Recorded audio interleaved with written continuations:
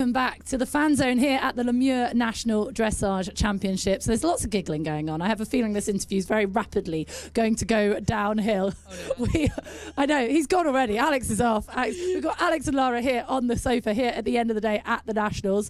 And the sun is shining. The Grand Prix has happened. Everyone is in a good mood. It's lovely to have you guys here. How is the Nationals going for you so far, Alex?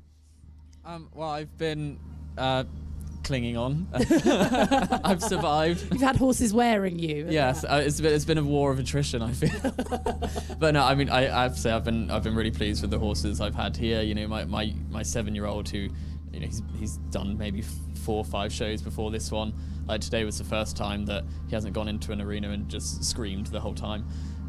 So that was an achievement for me. Yeah, it's always good to have goals at these things. I mean, at the regionals, we went down the centre line, and before we had turned right, he'd whinnied 4 times, and it was just like that throughout the whole test. I was like, please shut up. But no, he was nice and confident today and relaxed. And then, you know, I've been riding MSJ Top Secret whilst Amy's been on a beer brick, and yeah, I mean, she's been phenomenal. You know, she fills up the arena, and she's such a talented mare. You know, she can get a little bit hot sometimes, but she just wants to try, and I really like that. Yeah, and Lara, you're Alex's trainer. So before we talk about your Grand Prix today, have you been pleased with how he's been doing, going down the centre line and making it down it in one piece? Yeah. Imagine she said yes, that. yes. Yeah. No, I'm usually pretty brutally honest with Alex, so it's quite cool. But no, he is. But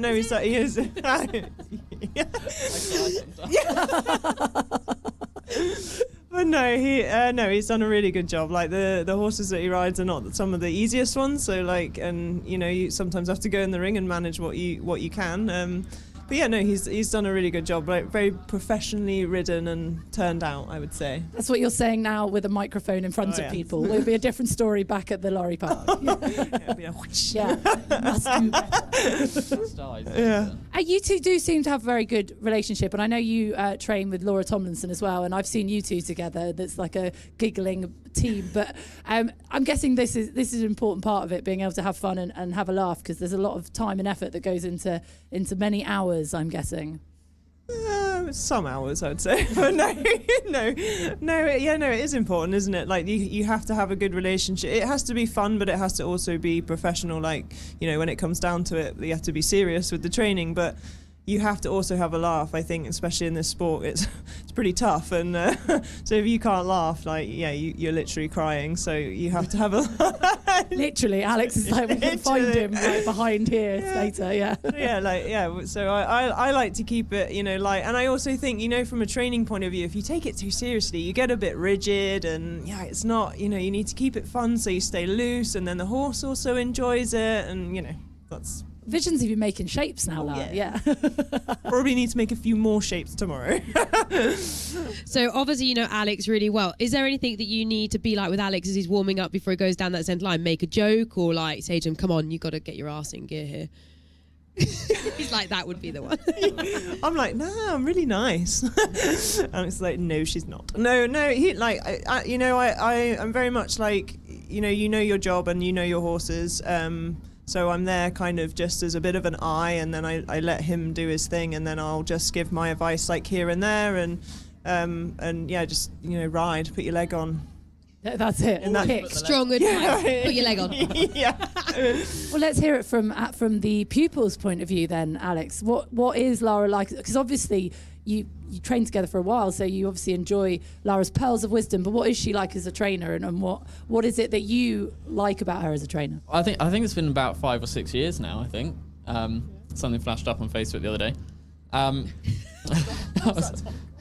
You looked much younger. Do you see how long that took to say? You almost thought it was a compliment, and then you were like, wait, what? And then I realised I've had a child. Yeah, you've made humans. It ages us. Don't tell Charlotte's coming along a bit. Don't tell her. You know, I think it's one of those things. If I take something too seriously, you know, you can get quite intense, and that doesn't help the horses. So, you know, Lara's been great because she doesn't. That's why I pay her the money. She doesn't try to take over what you're doing. You know, she doesn't try to, you know, make me, you know, a little mini me. She kind of lets me That'd be weird. Well, a lot of trainers try to do that. They they get a bit. Try and put you in a box. They try and put you in a box, and they want you to, just do as they would do. But everybody's got their own riding style. All the horses are different. So you're really good at directing me if I go a bit off course. But come on, no, you do have to put your leg on. But actually, essentially letting me, find my own way through the sport, because I think that's really helpful. There are a lot of riders that you can tell they have been made into mini-me's, and as soon as the trainer's not there, they're like, I don't know what to do. It's a really interesting point, actually.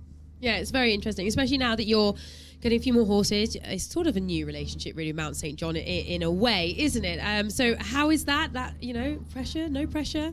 To be honest, I'm a pretty horizontal person anyway. Like, I hadn't got that. Yeah, my pre-test ritual is to have a good 40-minute nap, and then I just wake up and go. But yeah, Emma's been brilliant. Just. Is it a lot of pat the pony, kick the rider situations here, Lara? Yeah. Yeah. But Emma's been brilliant. Trusting me with some amazing horses. At the beginning of this year, I didn't really have much to ride because I had a bit of an unfortunate end to last year. But and she's been so supportive. She kind of gets that horses have their good days, they have their bad days. Today she was like, if it doesn't feel right, no pressure. Don't worry about it. Just go in and do what you can do. And I respond really well to that, because I can just go, okay, yeah, and go in the ring and off I go. So, from another perspective, you're the youngest List 3A judge. Okay, why did you decide to get into judging? I can't remember what's that song? Be the change you want to see in the world. What is it? Was that a speech? Or something? Oh my goodness! Was that Martin Luther King? Something like that. Well, I see myself as a dressage judge, Martin Luther King. That was I dream a dream. Everybody always. This is what I've got to contend with. This is literally the best interview I've ever done. This is amazing. Everybody always complains about judges, and they gave me this score, they did this to me, and they didn't mark me up. I've wanted to key a few cars in my time, and then one day I was having a really. Wow, a criminal Martin Luther King. Okay, right. One day I had a complete tantrum, and I thought, actually, you know what? Stop complaining, go out and do it. If you don't know what it's like to judge until you have sat through a class of 40, stayed awake through the whole thing. Ooh, I bet that was tricky. On a warm summer's day. Especially if you have a PIMS before. No, I don't drink before judging. But I think it's important to put back into the sport as well. Yeah. A lot of riders take. You get money from teaching, you get money from selling horses. At some point, you have to put something back in. If you don't have enough money to buy horses for other people, you've got to do something to put back into the sport. So it's my way of being a charitable person. You just want to go to heaven. Is this what's going on here? Oh, I'm not getting into heaven. But I would accept a knighthood. Oh, would you? Okay, gladly. Yeah. From the king now. Yes. You can wink at me all you like. I have no say. Absolutely zero say whatsoever on who gets knighted. You could talk to Sir Lee Pearson. He managed to wear them down, so he knows how. Yeah. Look at that. He's like, I will. Yeah, I will. How does that happen? Get on LinkedIn now. Yeah. And what have you learned in your hours in a car after PIMS judging? Has it actually changed anything in the way you're going to ride, or how you now treat judges? No more car keying? Yeah, I think. Well, sometimes no. Yeah, it has changed my. It's made me a little bit more understanding of where the marks come from. You can look at your score after a test and be like, I'm a bit unhappy with that. But actually, when you go. Actually, no, that wasn't fantastic. There was a bit of a misstep there. It does all add up. And, I've judged combinations, and I've thought, actually, that was a pretty good test. And then I see the score I've given them, and I'm like, they won't be happy with me. So, I've been there, I've done it. It is a bit of a leveler, and it does really help you to understand where the marks come from and where to pick them up. And we really need to encourage the younger generation to get into judging. Where do they even start? Oh, I can't remember where no, so you have to... So you become a trainee judge. You know you're live right now in front of people. The hair sorted, don't worry. People are looking for advice here. I would say you could get everything you need from the British Dressage website.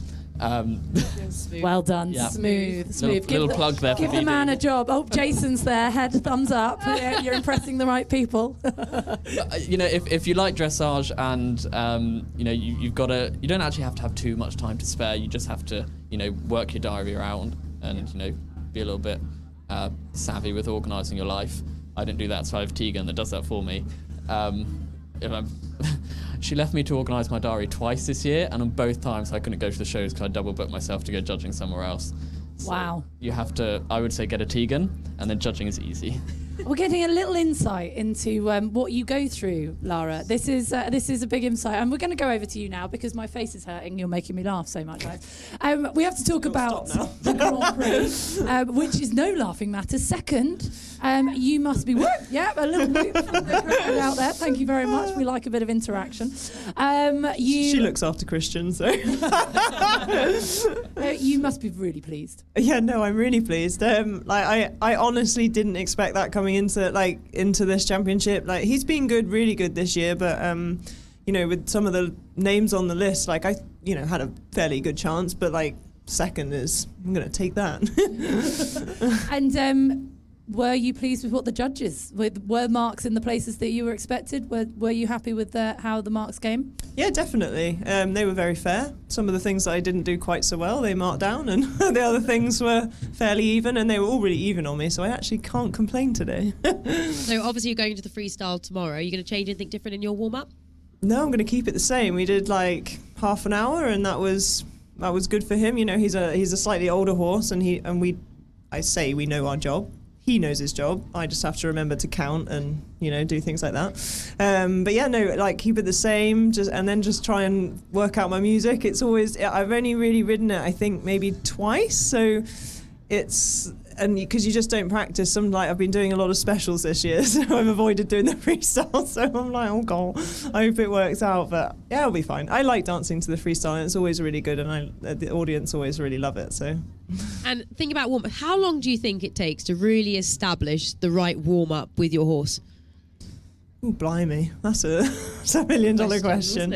I mean, I think it massively depends on, like, obviously what level they are, but yeah, like, if you're at Grand Prix, we and especially our philosophy is, like, we do enough training at home that they're soft and supple, that you come to a show and you don't need to exhaust them by doing all the movements in a warm-up. So you can shorten your warm-up so you have the fresher horse going into that ring. So I think a lot of people as well think, like, oh, their warm-up is to the time when they go in, and then they forget that the horse has to do another, like, hopefully 6 minutes, unless you're really slow at passaging, like me. That's a long time for the horse to keep up that power and energy. So, like, I think that's another thing that people need to take into consideration. Like, it's not until your test time, you need to include your test within your working time. So yeah. And a lot of people that watch this, of course, they're inspired by both of you, and they are starting competing. What advice would you give them regarding their warm-up plan? Do you think it's important to have a warm-up plan, or should they sort of freestyle it as they go? No. No, I think you should always have a plan. Like, you need to adapt it, obviously, given you never know what horses throw at you in the warm-up. But, like, I think you need a rough plan. If you need to do your walk, and then have whether you're going to trot or canter or first, and then yeah. Definitely. And she's just disappeared into the tent, but we can see in the audience your trainer, Laura Tomlinson. What's she like with you? So you're quite like, I'm getting the feeling a bit of a, right, zone in, come on, Alex, get your head in the game. What's Laura like with you? Do you get nervous? Does she need to have a word with you before?